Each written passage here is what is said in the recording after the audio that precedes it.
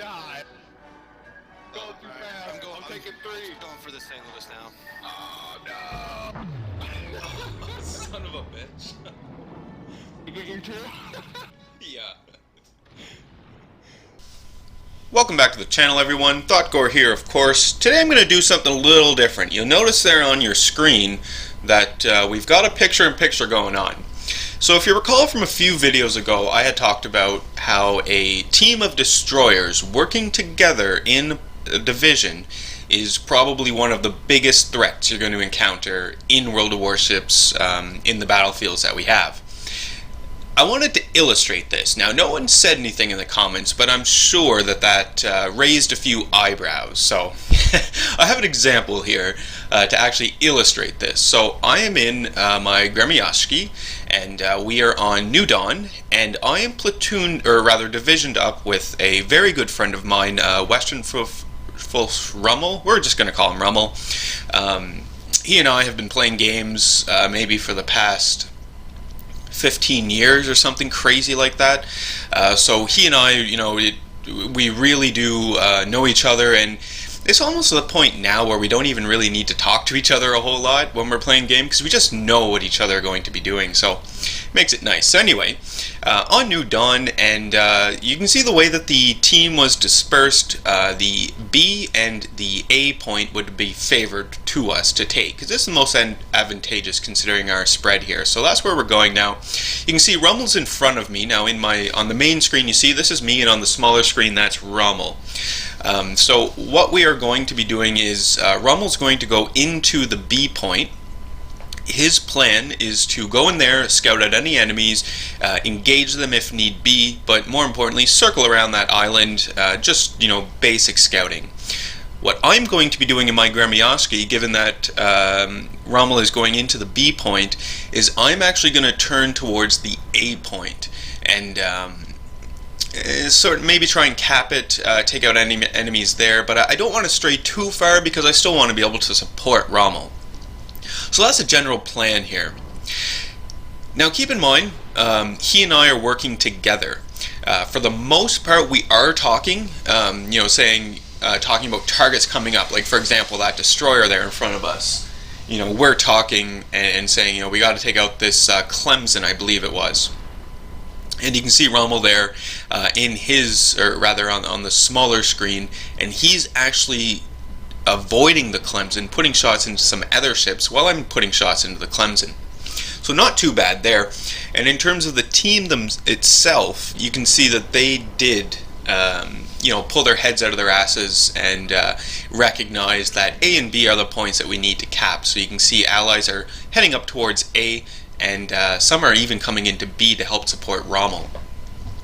So Rummel is still in the B point. We can see him there on the smaller screen, and in terms of what I'm doing, you can see I have set course for the A point.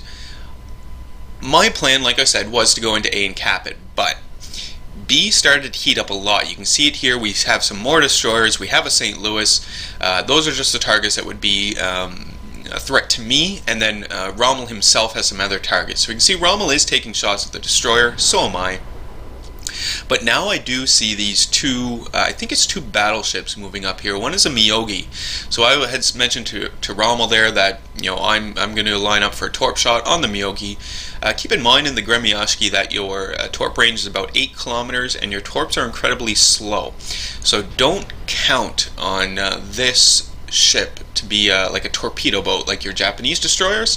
It's really maybe a happy medium between an American destroyer and a Japanese destroyer, in that it has great guns, great range, and it still has torpedo capability out to 8 kilometers, so it's not too bad. So we've got this St. Louis in here. I am putting shots into him. Rummel has put shots into him as well, and in fact I believe it was Rummel's torpedoes that had brought that St. Louis all the way down. And I finish him off there, so that is great. Now Rummel can focus on that, I think it's a Phoenix or an Omaha, something to that effect, but he's gone as well. No big deal. We have another St. Louis, though, coming around this island. I made Rummel aware of it because at this point we more or less have B secure. We're still in the process of capping it, but from what we can see right now on the map, there aren't a whole lot of enemies in this area. So we're going to line up on the St. Louis. Now you can see there are still destroyers in the area though. I just dodged some torpedoes. You can see Rommel dodged some torpedoes there as well. But for the most part, we are going to team up here in this section and try and take out the St. Louis as he comes around this island. So on Rommel's smaller screen, you can see I recorded both of these in the replay system, so when you do that and I'm in free cam for Rommel, nothing will appear over my ship. So I am in fact in front of Rommel. On my screen, Rommel is behind me, and on his, I'm in front of him. So now St. Louis is right there, so I put some torpedoes into him. I thought that those torpedoes would have been, you know, a great, almost no chance of missing type thing. But remember, my torpedoes on the Skrimyaski is fairly slow, so the St. Louis right there, he's easily able to turn and avoid them. But Rommel and I are working in teams as destroyers, very, very threatening. He has rounded the island, you can see there on his little screen, and he's engaging that St. Louis with guns and torpedoes. What I'm doing is I'm coming around using the island as cover. Here I wanted to break contact, and I'm taking care of any other targets that might pose Rommel a problem while he's taking out the St. Louis. So you can see I had that isokaze, so I put a few shots into him, but now I'm in the open part in between those two islands, and there is another isokaze there. I believe he is AFK. He might have disconnected, so not sure on that, but I do put a few shots into him anyway. Now on Rommel's screen, he is still engaging the St. Louis. You can see though the St. Louis is down to very little health, so Rommel will quickly be finishing this guy off. And on my screen, I'm still engaging other destroyers that are kind of lurking around the B point. And I mean, this is... I know that this sort of teamwork and this sort of team play can happen if you're not in a division and you know, just random people in the battle. But when you are in a division and you know the person that you're playing with, like I said, you know, I know Rommel well, he knows me well. Playing for, you know, at least over 10 years. I know what he's doing. Like you can see right now, he's taking out the St. Louis and he's pushing around the island to take out some more destroyers that I was shooting at originally. But he's still bringing shots in to support me, which is really nice to have because I know I can count on Rommel. There are shots there to help me out in any way possible. So that was nice. I got the kill there on that destroyer, not too bad at all. Keep in mind with the recording system, maybe you can, I just haven't figured it out, but on Rommel's screen, all those awards you see popping up, those are actually the awards I've won, not his. He did quite well. I wish I could have showed them. I just don't know how, I guess. Anyway, so not too bad. I mean, looking on Rommel's screen there, you can see he's managed to finish off the St. Louis he was firing at. Either he or another ally finished off that AFK isokaze. I finished off the other isokaze that I was fighting, so now we're kind of meeting up and we're both firing into this bogue right now. So we're trying to do as much damage as possible to the bogue, obviously, because he's an aircraft carrier. He's, you know, very big threat to destroyers. Those dive bombers can do a lot of damage. So I keep putting shots into him. Rommel is putting shots into him as well. So we've got him down to below half health now. So that's really, really nice to have. Really, really nice to see as well. You'll probably notice that the battle is going fairly quickly. This is because, again, where Rommel and I are working in a team as destroyers, being very threatening.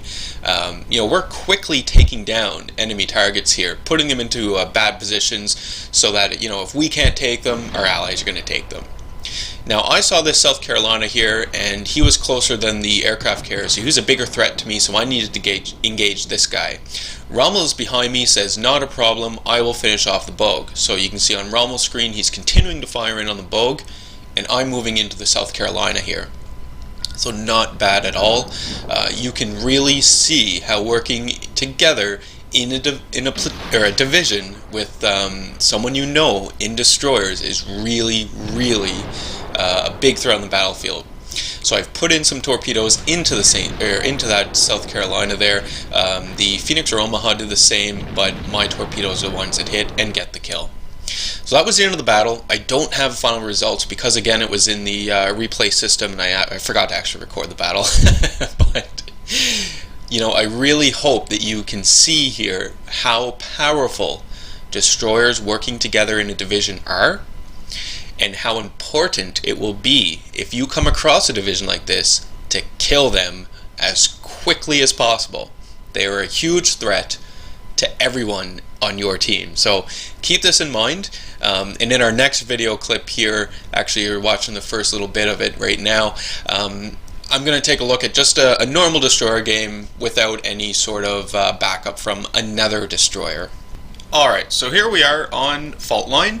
I'm in my Mine Kaze, and I'm platooned up today with Garrick Ducat. He is in his Omaha.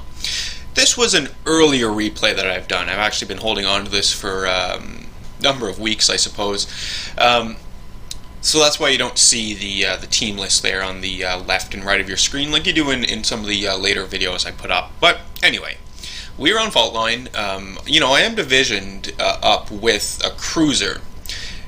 Now the cruiser still makes a pretty good team for the destroyer at this tier, because essentially an Omaha and a Phoenix are almost like, I mean, I'm pretty sure it says it right in their description, like a lead destroyer.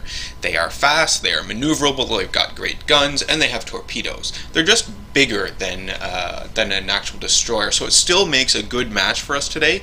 But you'll definitely notice and see why, or see how not having another destroyer here is going to play out. Because there's certain situations where we just can't kill someone because either, you know, Garrick's not in range, my torpedoes are reloading, something to that effect, where if it was two destroyers, you know, situation might have been different, a little more threatening. Not to say we don't do well in this battle. We play this battle very aggressively as well. And get lucky. If you recall from yesterday's video, I talked about the consequences of playing aggressively. This is, I guess, another example of aggressive play, but going well for yourself, getting lucky. So, you can see right off the bat, I'm headed right into the middle. You know, I'm in the Mine Kaze. This is before the patch when they're going to increase the detection distance, I guess. So right now I'm at 5.9 is my detection rate, or detection distance on this ship, so it's really, really, really stealthy.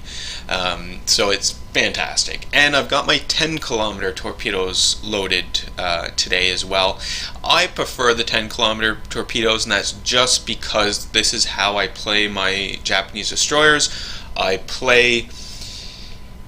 try never to be seen, and always shooting my torpedoes outside of my detection range is how I try to play. But you can see right here, I just came across this Nicholas, and he sees me, so it doesn't always work. But anyway, we put some torpedoes into the Nicholas, you know, just seeing, maybe to deter them. I don't think they're actually going to hit, but, you know, just to have them there, at least you can't go that direction. In the meantime, you can see that Garrick is coming into the middle as well to help support me, so that is great. I fired off some other torpedoes at another enemy ship, but not looking too good. Those torpedoes, though, went really well. I got the first blood, devastating strike, and I killed that Nicholas. So that was more luck than skill, to be totally honest with you. Just sort of took a guess at where I thought he might be, fired off those torpedoes with my main intention being at least to get him to change directions, and hopefully if he did launch torpedoes, they're not going to hit me type thing. But I got lucky and got the first blood, so that was nice. So we're moving along. We have some more enemy ships coming into the center of the map. You can see now, there's Garrick right there. So he and I are now in the center of the map, essentially controlling it. We do have some other allies with us. You'll notice that there is a destroyer there off to my starboard side. He's coming in now. And for the most part, our team is, some of them are pushing into the middle as well. You can see them on the minimap. Some are moving on the east and some are moving on the west. So we're fairly evenly dispersed at this time. I'm going to start lining up my torpedoes here, trying to get this guy gone. Garrick is going to shoot out in front of me here shortly, and it was really, really nice play there by Garrick, because you're going to see that my torpedoes are actually, they do hit or well, some of them hit, but I don't kill the guy. I don't kill that battleship because only a few of them hit, so he gets low on health. Yeah, you can see there I only had one torpedo hit, but Garrick swoops right in there and launches his torpedoes, and I, well, no, the aircraft carrier got him, but if the aircraft carrier didn't get him, Garrick would have got him. So it really worked out well, and you can see how nicely the Omaha and to that same effect a Phoenix would pair up with a destroyer. Keep in mind the Omaha and Phoenix are still cruisers, so they're still subject to a longer detection range than your destroyer friends, but still a nice matchup because he's fast maneuverable and able to keep up with the destroyer and the goings on. Now we have some more enemies popping up. So this is another destroyer. I believe it's a destroyer anyway. He went through the east side and went down the east side and came out through the channel there, because the majority of my team isn't really on the east side. I think 2 ships might have went there and they might have killed one of them and the other one's retreating, so it makes sense that they would come out of there. But remember, we're being aggressive here, so we're not worried about the flanks per se. It's more about the objective here is to get right into their base and start making these enemies think about what their strategy and how much they really want to cap our base. So I'm lining up on the destroyer here. I know I talked about it in a few other videos, but keep in mind your Japanese destroyers do have guns. I just gunned that guy down. Up until tier 7, they are pretty terrible in terms of the turret turn traverse speed, but if you have the shot, take the shot. Especially if you're close in and you're already detected in your Japanese destroyer, yeah, take your shot. If you're not detected and you're close in, try to avoid taking the shots. Obviously stealth is your biggest weapon here, shortly followed by torpedoes. But use stealth to your advantage, especially in your Japanese destroyers. Very crucial indeed. Your American destroyers, maybe not so much, because your American destroyers have really awesome guns on them, great turn speeds. So it's they're more like gunboats than a torpedo boat. A Japanese destroyer is a torpedo boat, and your American destroyer is more of a gunboat. So those are some big differences there. Now, Garrick has moved into the enemy cap along with another allied destroyer, so that is great. We are starting to cap them. You can see the enemy has entered into our cap as well, and they're starting to cap us, but not a big deal. I got 2 nice torpedo hits on that battleship there. I believe it's a Wyoming, not 100% sure, but 2 nice hits on him, so he's down to below 50% health, so that's not bad. Now here is a little trick that I did on the, on the Wyoming. So I had to almost beach myself to get my torpedoes off. He's coming into my detection range, so I'm popping my smoke. Moving very slow, very sneaky right now. He can't see me at all. And my torpedoes are going right for him. So this was a nice play. Just like ramming, there definitely is strategy involved in beaching yourself. I know beaching yourself sucks, and 9 times out of 10 it happens accidentally, but there is such thing as a strategic beaching. You can see I just did it there. I mean, unfortunately, now that I'm out of that area, he does. The Wyoming does see me. My torpedoes did miss, but it doesn't matter because he had to turn further away from the enemy cap in order to make a difference here. He's gone. Garrick got him. Good job. We're capping. There's nothing more the enemy team can do, and we do actually win this. So I just wanted to not end the video there, but I wanted to end the commentary on the video anyway, just to give myself some time to talk about a few things that I wanted to bring your attention to in case you weren't aware. So first, I hope that these video clips did illustrate how powerful destroyer divisions can be, and also how important it is to play as a team. And maybe even match up your division ships in a more strategic manner so that you guys can easily support each other. So any of you who frequent the forums will know that right now Wargaming has a contest on for destroyer strategies.